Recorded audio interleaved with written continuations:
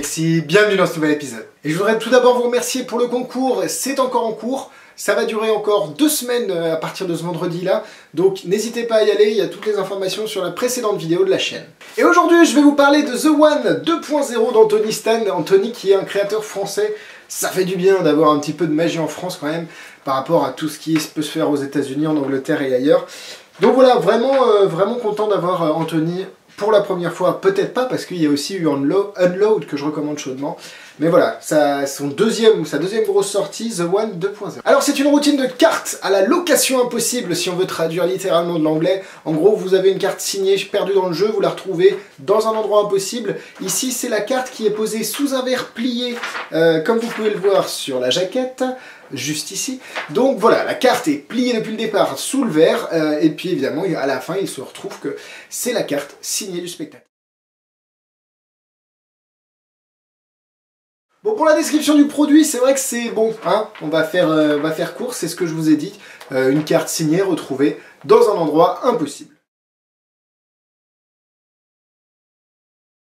Pour le prix, c'est vendu au prix de 25 € sur le site d'Anthony, magicsmileproduction.com. Je crois, oui, ça doit être quelque chose comme ça. Et en plus, j'ai quelque chose à vous annoncer. Si vous commandez via le lien qui est dans la description, Anthony vous offre un téléchargement Freeze gratuitement qui doit coûter aux alentours de 7-8 €. Donc c'est un super geste de sa part. Donc n'hésitez pas à aller dans la description, il y a le lien pour commander The One 2.0 avec le téléchargement en cadeau.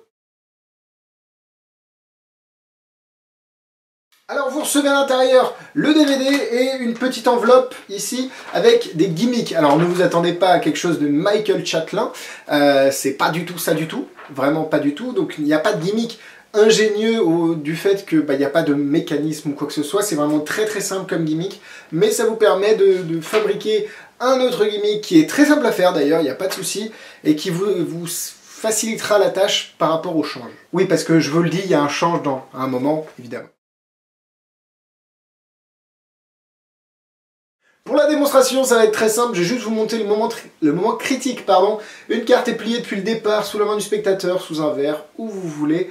Le magicien fait choisir une carte, la fait signer, la perd dans le jeu, et quand on regarde la carte qui est ici, et qu'on la donne au spectateur, et que le spectateur l'ouvre, évidemment, c'est la carte signée. Bon, là, elle n'est pas signée, mais il y a eu un change entre les deux. Donc voilà, c'est ce que vous permet The One 2.0, sachant qu'ici, je n'ai utilisé aucun gimmick.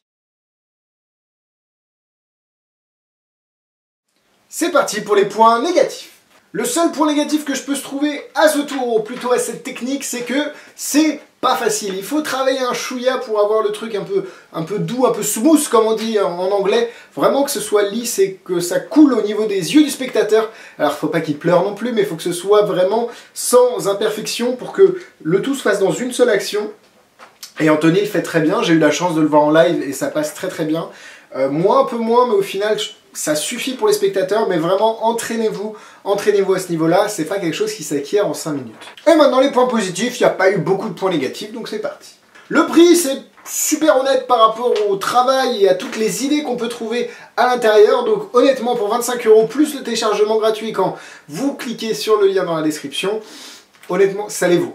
Ça coûte rien d'apprendre cette technique parce qu'évidemment on a toutes les boîtes du marché, même la mienne qui est juste là, regardez, je la cache, mais c'est la Revolution Box.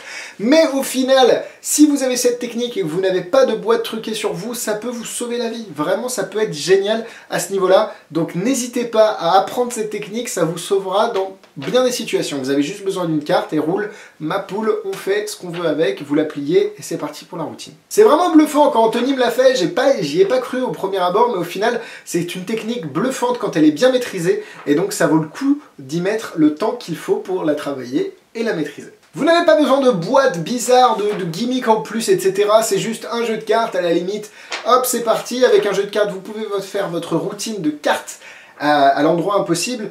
Donc c'est cet aspect vraiment impromptu au final qui m'a vraiment attiré dans cet effet, et c'est un des gros points positifs que je retiens. Et c'est quelque chose pour lequel j'avais vraiment travaillé pour la Revolution Box, c'est qu'on peut laisser le spectateur ouvrir la carte lui-même. Ça c'est un gros point positif, j'aime pas quand le spectateur, quand le magicien ouvre la carte. Alors certains diront oui mais c'est construire le suspense, pour vraiment avoir quelque chose, un degré, et puis avoir une belle on le déplie bien et tout le bordel.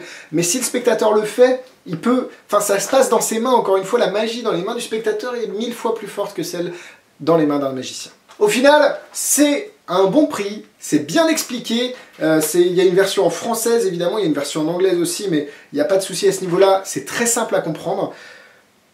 Je peux rien dire, il y a 50 minutes, il y a des gimmicks, bon des gimmicks peut-être qui ne vous serviront pas parce que la routine impromptue sans gimmick est quand même la mieux. Ouais, pour moi c'est quelque chose qu'il faut apprendre, qui vaut le coup. Je vais lui mettre 3 cœurs et demi. 3 cœurs et demi parce que c'est peut-être pas quelque chose que je vais faire tout le temps, mais c'est quelque chose que j'ai appris et que maintenant j'ai acquis et que si j'en ai besoin, je peux l'utiliser. 3 cœurs et demi. Pour la difficulté, là on est un peu au-dessus de la moyenne de d'habitude. Je vais mettre 3 étoiles parce qu'il faut du boulot, mais au final ça le vaut le coup. Pour les tours similaires, il y a aussi Paperclip de Jay Sankey qui se fait sans gimmick et qui est vraiment de toute beauté, donc n'hésitez pas à aller voir ça. Sinon il y a The Switch de Shin Lim dont j'ai parlé dans mes avis. C'est un peu plus chiant à mettre en place, c'est une autre mentalité, c'est plus pour les magiciens. Donc Paperclip to the One, vraiment des méthodes à connaître et à avoir dans votre arsenal pour être prêt à chaque instant. C'est tout pour moi cette semaine, merci beaucoup de m'avoir suivi. Si vous avez aimé cette vidéo, n'hésitez pas à la liker et à la partager à vos amis magiciens. N'hésitez pas non plus à me rejoindre sur la page Facebook des Avis d'Alexis, tout est dans la description, likez, comme ça vous serez tenu aux dernières actualités par rapport au concours et aux vidéos. Et évidemment, abonnez-vous à la chaîne des Avis d'Alexis. Quant à moi, je vous dis à la semaine prochaine, bisous bisous.